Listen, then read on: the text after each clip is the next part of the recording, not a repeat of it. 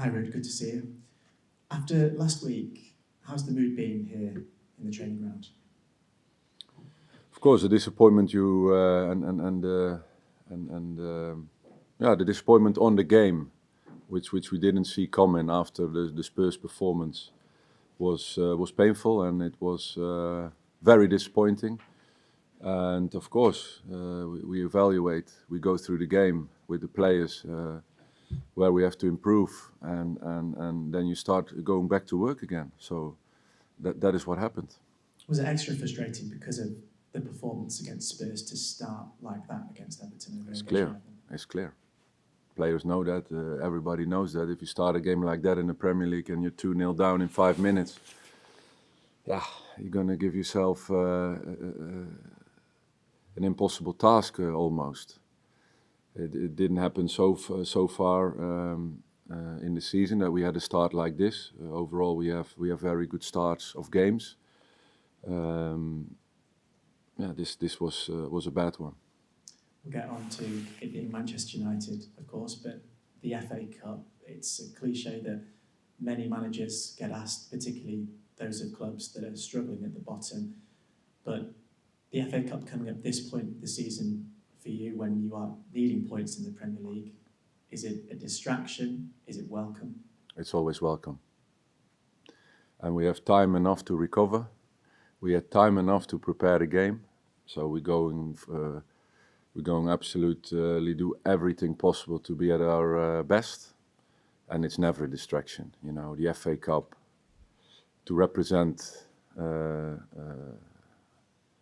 to be represented in this cup is a privilege. We want to show what we're about in a fantastic away game at Old Trafford. So, yeah, it's more than welcome. These games on a Friday night is a dream for every player to play there. Having played in the FA Cup yourself, and of course won it, can it kickstart a season as well if you get a positive result and a good run? Every game you do well and perform, you can add something to it, and the game that doesn't go well, you recover. So you see it also after Spurs. You win, and then all of a sudden, it's not a guarantee you keep winning. So when you lose a game, we lost 7 in a row. It's not a guarantee you lose. So we won Spurs. So being a professional, you're dealing with that every game, and you get on with it and start with a clean mind and focus for the next one. It's what it's about. And a return to Old Trafford for yourself, but in the other dugout, I believe at the time when you left recently, you said that you were hurt by how things had ended. How's it going to feel for you going back to Old Trafford now? It's special to go back there. Of course, the history as a player, history as an assistant manager, history as a caretaker manager. That is part of me and always will be.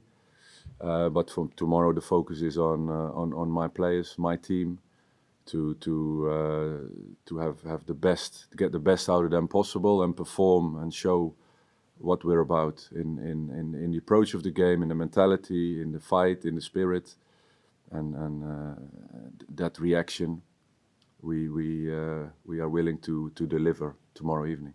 Can you separate the emotion of the occasion for you personally, or can you use that as well?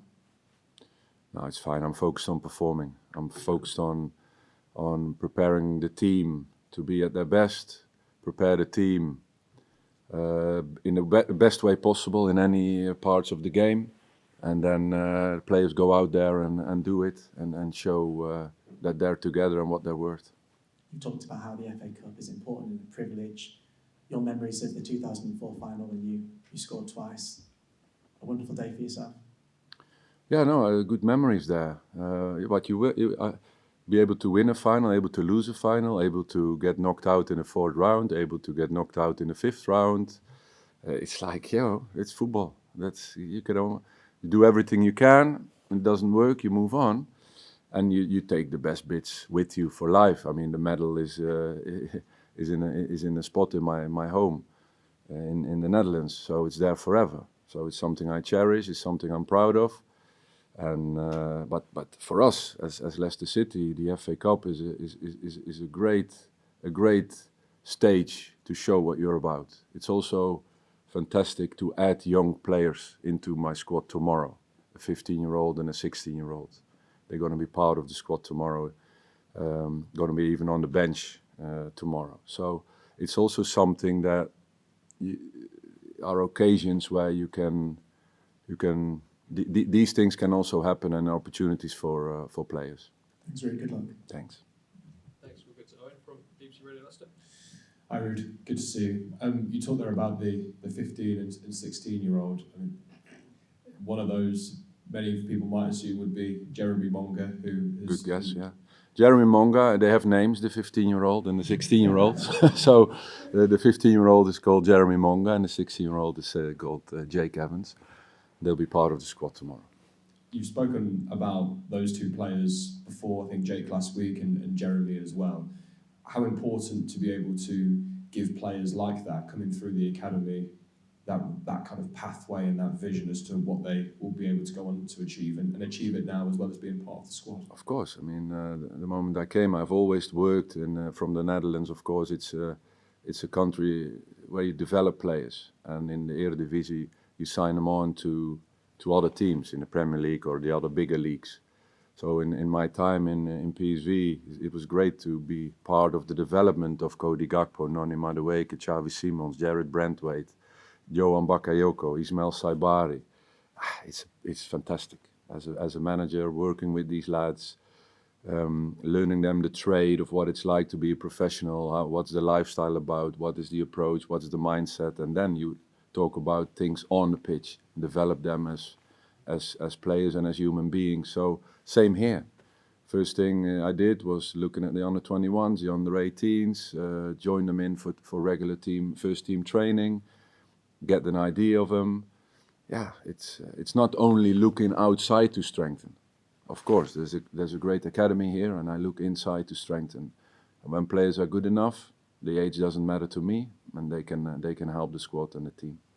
Just finally on these two players, I know you said before that Jeremy Monga has the attention of the footballing world, I think was your phrase a few weeks ago. Yeah. Is having them involved in games like this and proving there is a pathway from academy to 21s to the first team a good way of convincing them that their future should be at Leicester City? I think it's what it's about. I think a talent decides on his pathway, what's best for the player, which pathway. And this club is a great pathway for young talents to get first team training, first team football in the Premier League at that age. You know, there are not many clubs who can offer that. Looking at your availability for the squad tomorrow, Wilfred Ndidi, how is he doing? Wilfred is fine. He had a great week of training last week and this week, and he'll be part of the squad tomorrow. Any fresh injuries ahead of the game tomorrow? No, well, there's a couple with some light injuries, so they will be assessed today, see if they can travel or not. But there's a couple, 2 or 3, with some light injuries that are doubtful for tomorrow, and you will see tomorrow later on when we announce the squad. This is the first time we've spoken to you since the end of the January transfer window, something I'm sure you were pleased to have ended. Were you disappointed in the end that the club weren't able to bring in any more players on top of Wio Koulibaly, who joined earlier in the window? I think it's not a question of being disappointed or happy, it's a question of reality. And it's clear where the club stands and what the reality is of the club in this moment, where we have to deal with. The opportunities and restrictions go hand in hand, and we had to deal with this. Of course, I said to you before, we need strength. We need to strengthen. We need to impact the team with impact players.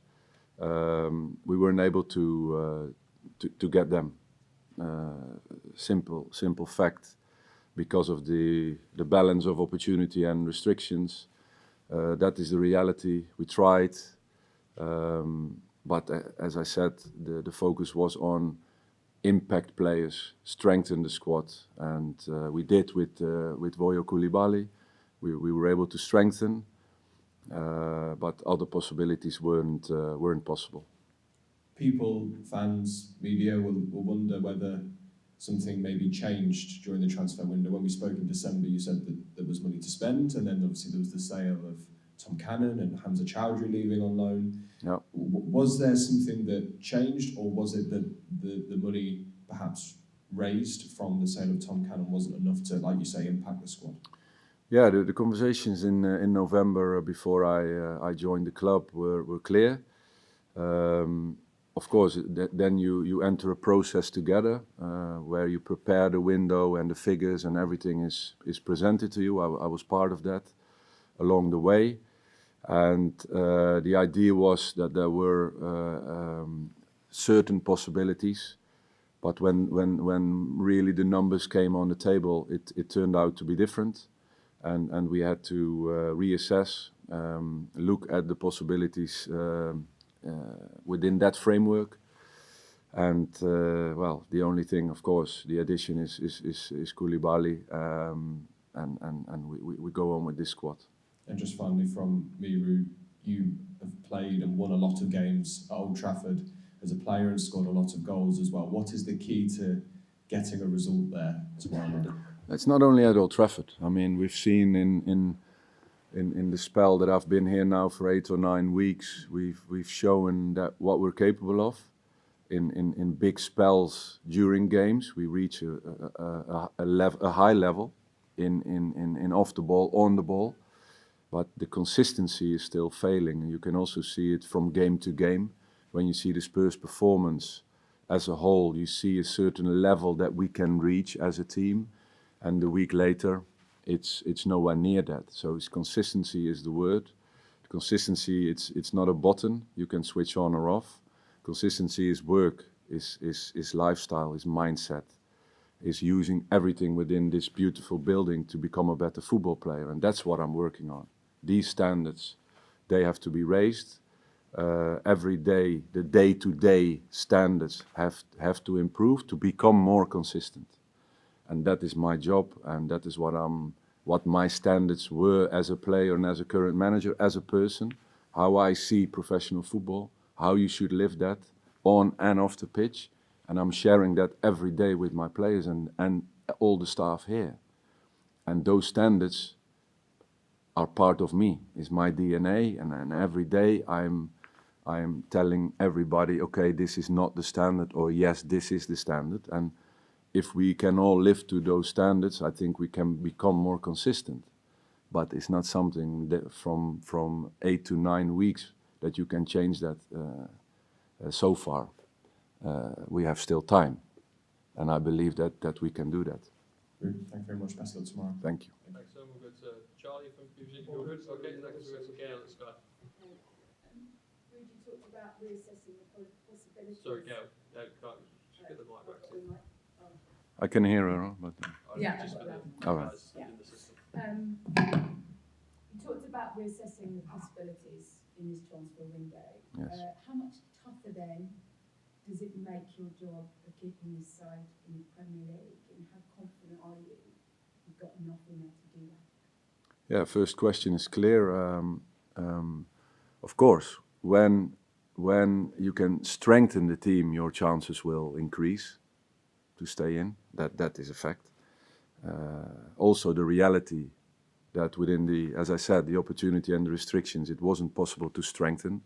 So the means weren't there to do so, to strengthen the position we already have in Premier League additions to the squad. So it wasn't possible. Also, the loans from England were blocked because we have already 2 Premiership loans. The disappointing thing in that sense is that the 2 loans are not making those minutes that you want and strengthening the team in that sense. So we had to look at foreign loans. We had to look at other possibilities. So in the end, we live and accept the reality. And yes, I still believe that if we can get more consistent, because of the levels that we reach within games or in certain games, then we showed we can do it. But it has to be 95 minutes per game and every game. That must be quite disappointing for you, though, to have those goalposts shifted you look at the planning, what you intended to do, and then to not be able to do that. Yeah, but the reality is not always as you wish. I was part of the picture, of part of communication in every sense. So it didn't come as a surprise, that development from November towards the end of January. And reality set in. And then I'm quite pragmatic. Okay, let's get on with it. Get the most out of what we have. It's a lot. There's young talents, you know. If you can't get players in from the outside, we bring them up from the inside with talents. We have Wilfried Ndidi back. I see that as an addition. Mats Hermansen back, play the game. Our number one goalkeeper back as well. I see that as an addition. So I look at those things and positives and keep building. You talked about the pain of having to leave Manchester United when obviously Ruud van Nistelrooy took over. I wondered what progress you'd seen from them, what sort of side you're expecting tomorrow night, because a certain Gary Neville actually said this week he thinks they've probably gone backwards. Yeah, you know, I'm so happy that I don't have to analyze the Manchester United squad at the moment. I have enough work to do with my own. Well, you do. I leave that to I leave that to Ruben. Of course, we analyze them as well and see where the possibilities are for us and where we have to be careful with. I know the players, I know the squad inside out, and that's what my focus is for me. Is the only thing that I am doing at the moment. Well, they've only won 5 of their last 7. Sorry, they've lost 5 of their last 7 at Old Trafford. So you go there with confidence, and I'm not sure you'd maybe thought that a few months ago.